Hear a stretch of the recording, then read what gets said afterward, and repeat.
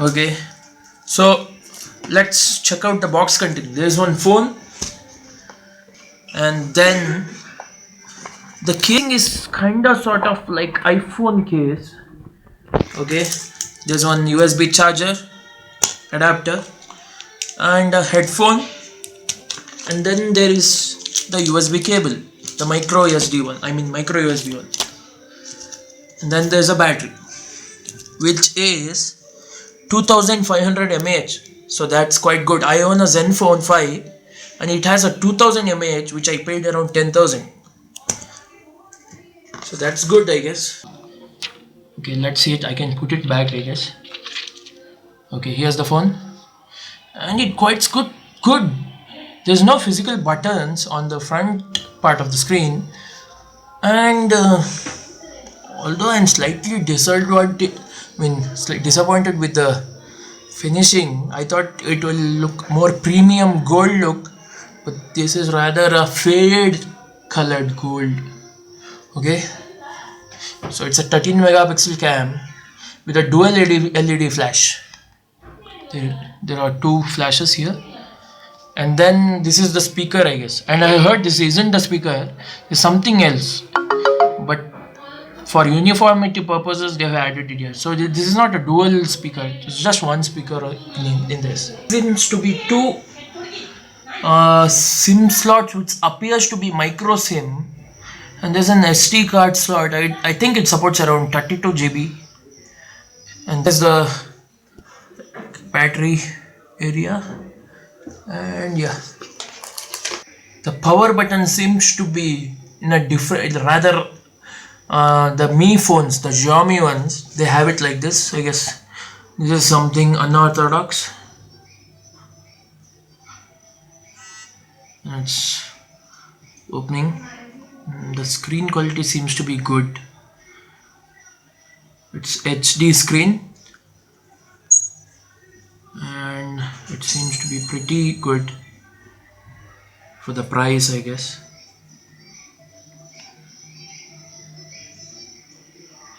And I guess there's an customized launcher here from Micromax, I guess, which I'm sure I will. If it was my phone, I would like something like the Google stock launcher. But anyways, let's see on the features here, and there seems to be some sort of news, and then let's look at the camera. And you could see there's the virtual buttons here, and there's no physical buttons. So that's quite good because you don't have to worry in the dark, as it's easily available. I have a Zenfone, and that's one of the most annoying parts, where you have to search for the buttons and press it around 3 to 4 times. But I guess there seems to be a lot of bloatwares in here, like apps like Hotstar. I guess Micromax have tied it up with them. Okay, here's the home screen here, and let's look at the camera. And the battery seems to be less here. No, what's this? The LED light is blinking for some reason, which I don't know. Okay, let's look at the camera over here, and you can see here it's a 13 megapixel cam in a standard 4:3 aspect ratio. I guess it's pretty good. This seems to be a custom UI, and it has all the features like panorama, HDR, and so on. Okay, let's quickly go on to the software section of this phone, and this is exactly like the stock launcher which the Moto E or the Moto G has. It's a similar one, and the apps, the bloatwares are already starting to install. Anyways, let's go into the settings and look at the features of this phone, the software. It seems to be running on the 4.4.2 KitKat Lollipop. But there is an option, I mean, which Micromax will provide in the future so that we can upgrade it to the Lollipop. I'm not sure it's pretty good idea because recently I upgraded my Nexus 7 2012 one to Lollipop and the experience wasn't good at all. Okay, let's look at the CPU Z software. I mean the app. Let's look at the features here. Okay, you could see here it's running a Cortex A7 processor, 8 cores with each core running around 1.36 gigahertz, and the CPU load seems to be high although there's no app running. Anyways, let's get onto the device and see it sports an HD screen with a 720 into 1280 pixel resolution and has a internal storage around 5 GB which can be used for the apps. I mean sorry, available storage 4.42. So yeah, that's that. And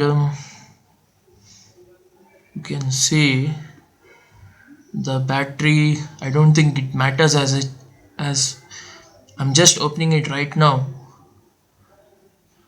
There are here okay, let's look at the one that we need here.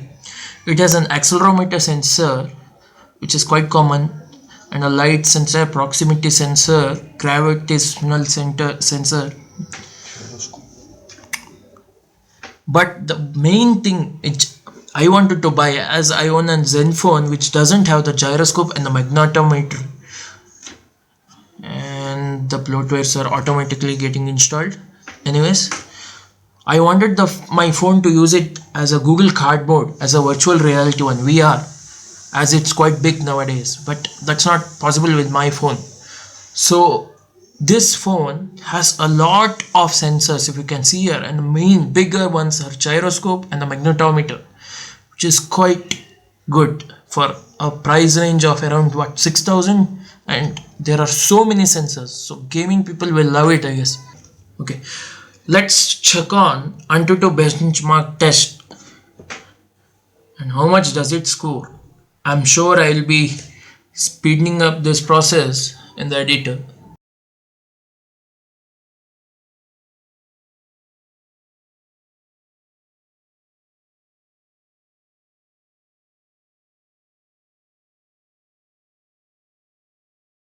And the Antutu score is, as you can see, it's 27,671. That's pretty good score for a 6K phone. So I would say it's pretty good, I would say. Okay. Now let's check the quadrant benchmark.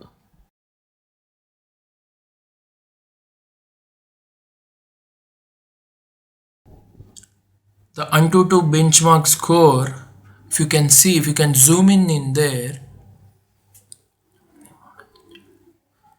it's around 11,065. That's pretty good score compared to others, I guess.